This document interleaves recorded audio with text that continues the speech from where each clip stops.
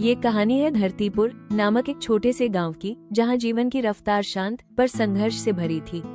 सुबह की पहली किरणें जब मिट्टी के घरों पर पड़ती थी तो एक सुकून होता था। इसी गांव के किनारे एक छोटी टूटी फूटी झोपड़ी थी। वही था रामू का घर। माँ उसकी आंखों में छिपे सपनों को समझती थी, लेकिन गरीबी उन सपनों के बीच एक मजबूत दीवार बनकर खड़ी थी। एक शाम माँ ने रामू को पास बैठाया और बोली, बेटा, जमीन भले सूखी हो पर मन कभी सूखना नहीं चाहिए। गरीबी जमीन की नहीं, सोच की होती है। मेहनत कर, मिट्टी कभी मेहनत का कर्ज नहीं रखती। माँ के ये शब्द रामू के दिल में उम्मीद का बीज बन गए।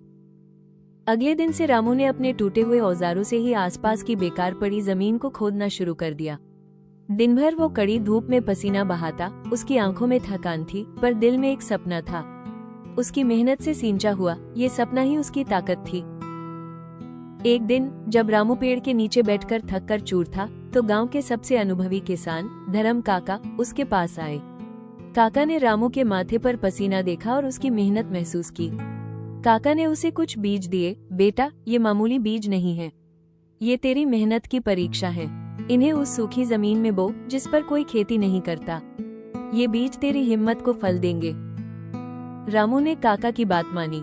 उसने अपनी छोटी सी जमीन को तैयार किया, जो सूखी, बंजर और दरारों से भरी थी। रामू ने पूरी उम्मीद के साथ अपने हाथों से एक एक बीज मिट्टी में बोया। अगले कई हफ्तों तक उसने मीलों दूर कुएं से बाल्टी भर भर कर पानी लाया और हर पौधे को अपने हाथों से सींचा। उसका शरीर थक गया, पर आत्मविश्वास नहीं टूटा। गांव के कुछ लोग रामू को देखकर हंसते, अरे इस पागल को देखो, बंजर जमीन में सोना उगाएगा। वे ताने कसते और मजाक उड़ाते, पर रामू उनकी बातों को अनसुना कर देता। रामू को अपने सफर में कई बाधाएं आईं, पर उसने कभी हार नहीं मानी। हर मुश्किल के सामने वो और मजबूत बनता गया, क्योंकि उसे यकीन था कि मेहनत से सूखी मिट्टी भी एक दिन सोना उगलेगी। फिर एक दिन आसमान काले बादलों से घिर गया और जोरों से बारिश शुरू हो गई। रामू डर गया कि उसकी मेहनत पानी में न बह जाए। वो तुरंत खेत की ओर दौड़ा। वहाँ उसने छोटे छोटे अंकुरों को बचाने की कोशिश की।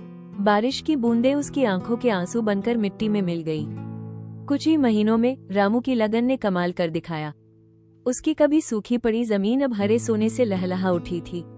गेहूं की बालियां हवा में झूम रही थी, मानो उसकी मेहनत की सराहना कर रही हो। जब गांव वालों ने यह नजारा देखा तो वे दंग रह गए। जिस लड़के पर वे हंसते थे, उसी ने सूखी जमीन को जीवन दे दिया था। गांव के बड़े बूढ़े अब उसकी मेहनत और लगन की प्रशंसा में सिर हिलाने लगे, मानो कह रहे हो, ये लड़का सच में मिट्टी का बेटा है। धर्म काका ने मुस्कुराते हुए रामू को खेत के बीच बुलाया और उसके कंधे पर स्नेह से हाथ रखा। उन्होंने कहा, रामू, तेरी मिट्टी ने तुझे धोखा नहीं दिया। तूने इसे पसीना दिया और इसने तुझे फसल दी। मुझे गर्व है कि तूने मेरी दी हुई बीज की असली कीमत को समझा। रामू ने जब अपनी फसल काटी तो उसकी आंखों में आंसू थे, मेहनत के नहीं, गर्व के।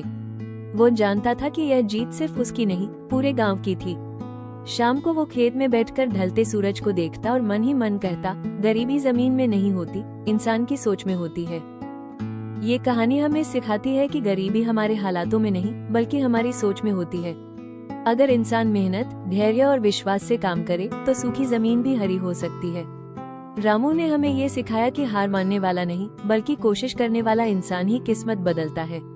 सच्ची ताकत धन या साधनों में नहीं, बल्कि मेहनत करने की हिम्मत और सकारात्मक सोच में होती है।